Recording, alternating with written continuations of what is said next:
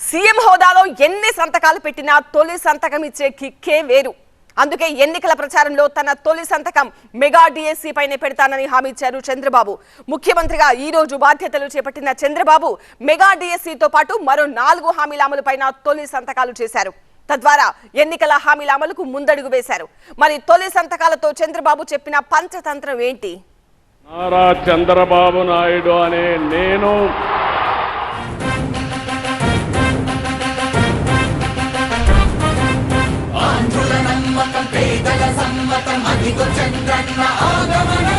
ప్రగతి ప్రభంజనం జగతి విరాజనం అదిగో వస్తుంది తెలుగు తేజం. జయ హో జయ హో జయ హో చంద్రన్న. అసెంబ్లీ ఎన్నికల్లో చరిత్రాత్మక విజయాన్ని సాధించిన చంద్రబాబు ముఖ్యమంత్రిగా ఏపీ సచివాలయంలో బాధ్యతలు స్వీకరించారు. అంతకుముందు భారీ ర్యాలీగా సచివాలయానికి చేరుకున్న చంద్రబాబుకు దారి పొడవునా పూలు చల్లుతూ రాజధాని రైతులు, ప్రభుత్వ ఉద్యోగులు ఘన స్వాగతం పలికారు. ఓపెన్ టాప్ వాహనంలో ప్రజలకు అభివాదం చేస్తూ ముందుకెళ్లారు చంద్రబాబు.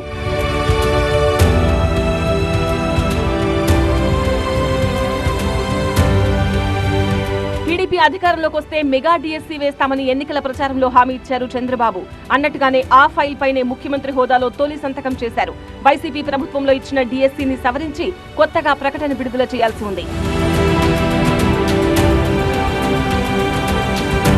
ప్రజలను అయోమయానికి గురి చేసిన ల్యాండ్ టైటిలింగ్ యాక్ట్ రద్దుపై రెండో సంతకం చేశారు సీఎం చంద్రబాబు.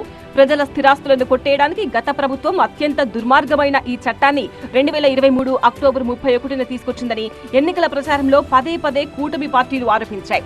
ఈ చట్టం ముసుగులో ప్రభుత్వ, ప్రైవేటు వ్యక్తుల భూభక్షణకు ఆస్కారం ఇచ్చేలా వేర్వేరు సెక్షన్లు రూపొందించారని మండిపడ్డారు. సామాన్యుల ఆస్తులకు ఈ చట్టంతో రక్షణ లేకుండా పోయిందన్నారు. తాము అధికారంలోకి రాగానే ఈ చట్టాన్ని రద్దు చేస్తామన్నారు చంద్రబాబు. మేనిఫెస్టోలోనూ ఆ మేరకు హామీ ఇచ్చారు.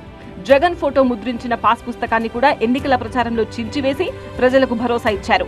అన్నట్టుగానే రెండో సంతకాన్ని ల్యాండ్ టైటిలింగ్ యాక్ట్ రద్దు ఫైల్ పై చేశారు.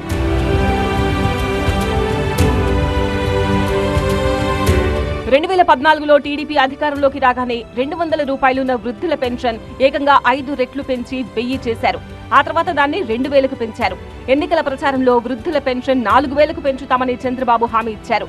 అంతేకాదు ఏప్రిల్ నుంచి పెంచిన పెన్షన్ వర్తింపజేస్తామని ప్రకటించారు. ఆ హామీని నెరవేరుస్తూ మూడో సంతకం చేశారు సీఎం చంద్రబాబు. వృద్ధులు, వితంతువులు, ఒంటరి మహిళలు తదితర విభాగాల్లోని వారికి జూలై 1న కొత్తగా పెంచిన పింఛన్ 4000 అందనుంది.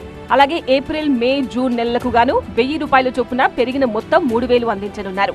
అంటే ఏప్రిల్, మే, జూన్ అంటే 3 నెలలకి పెంచిన 3000 రూపాయలు. అంటే ఏప్రిల్ 1000, మే 1000, జూన్ 1000 అంటే 3000 రూపాయలు ప్లస్ పెంచినటువంటి 4000 రూపాయలు అంటే 7000 రూపాయలు.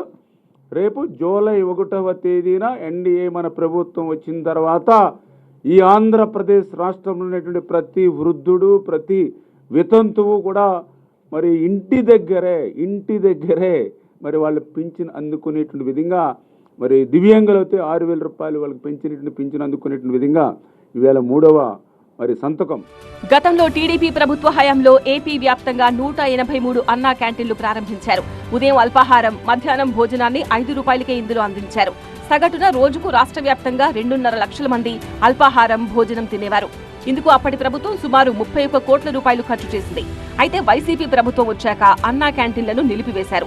తమ ప్రభుత్వం అధికారంలోకి రాగానే అన్నా క్యాంటీన్లను పునరుద్ధరిస్తామని ఎన్నికల ప్రచారంలో చంద్రబాబు ప్రకటించారు. ఇందులో భాగంగా 4వ సంతకం అన్నా క్యాంటీన్ల పునరుద్ధరణపై చేశారు ముఖ్యమంత్రి చంద్రబాబు నాయుడు.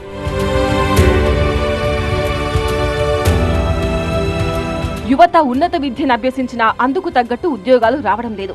అందుకు కారణం పరిశ్రమకు అవసరమైన నైపుణ్యం వారిలో లేకపోవడమే. ఇది గుర్తించిన కూటమి నేతలు ఎన్నికల ప్రచారంలో నైపుణ్యం గణన హామీ ఇచ్చారు.